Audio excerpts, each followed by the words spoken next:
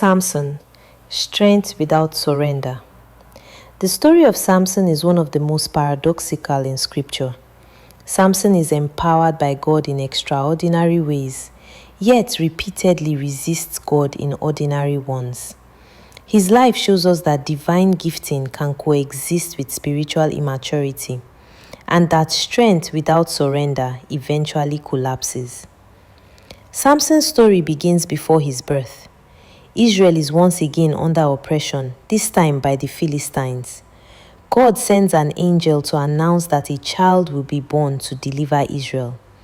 Samson is to be a Nazirite from birth, set apart, marked by restraint, and devoted to God's purposes. From the beginning, Samson's life is framed by calling, but almost immediately, that calling is tested. A life of power and appetite. As Samson grows, the Spirit of the Lord empowers him with supernatural strength. He tears a lion apart with his bare hands. He defeats enemies single-handedly. He becomes a living weapon against Israel's oppressors. Yet, Samson repeatedly ignores the boundaries God has placed on him. He pursues Philistine women despite explicit warnings. He treats sacred vows casually. He turns spiritual power into personal spectacle. Samson's strength is real, but his discipline is not. Rather than confronting Israel's enemies as a leader, Samson engages them through personal vendettas. His battles are driven more by insult and desire than by obedience. God still uses these moments to weaken the Philistines, but Samson never fully steps into the role of deliverer he was called to be. The conflict between calling and character grows sharper with each choice. Samson and Delilah. The tension reaches its peak with Delilah. Delilah is approached by Philistine leaders and offered a great reward to uncover the source of Samson's strength. What follows is not a sudden betrayal, but a slow erosion. Delilah presses Samson repeatedly.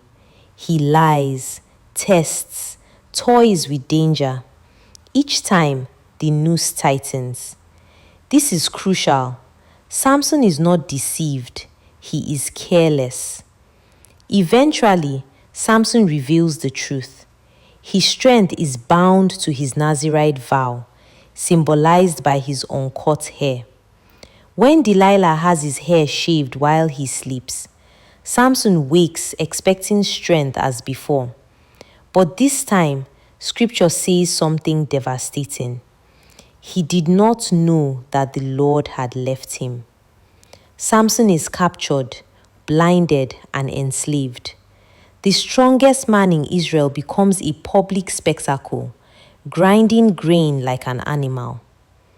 Why Samson matters? Samson matters because he exposes a dangerous assumption that God's power can be used independently of God's authority. Samson assumes yesterday's strength guarantees today's safety. He treats God's grace as a renewable resource rather than a relationship. Yet, God does not abandon Samson. In prison, something changes. His hair begins to grow again, but more importantly, his pride begins to die. What is often overlooked? One of the most overlooked truths in Samson's story is that his final act is his first true act of faith. Blinded and humbled, Samson prays, not the freedom, not for restoration, but for one final act of strength to fulfill God's purpose. He asks God to remember him. God answers. Samson pulls down the temple of the Philistine god Dagon, killing more enemies in his death than in his life. This is not a triumphant ending, it is a redemptive one. Another overlooked detail: Samson never ever leads Israel spiritually. He never calls the people back to God. He never dismantles Philistine culture. His discipline is partial because the surrender is partial. What Samson means for us today.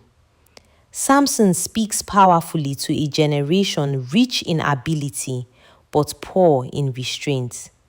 He warns us that talent is not character, that gifting is not maturity, that success is not obedience. Samson also offers hope. Even after catastrophic faith, freedom matters.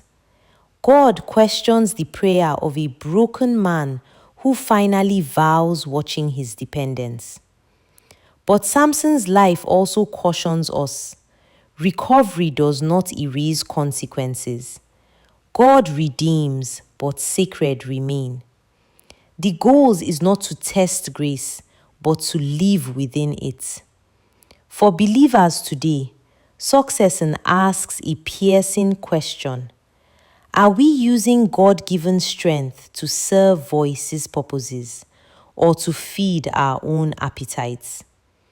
A final reflection. Samson was called to be set apart, but with left as if boundaries were expecting. He was strong enough to defeat armies, but too weak to govern his dependents. He was used by God, but not of freedom to him. And yet, in his conflict, you're still listened. Samson's story is not of sacred potential alone. It is about the cost of betrayal, strong mercy that boundaries between then, and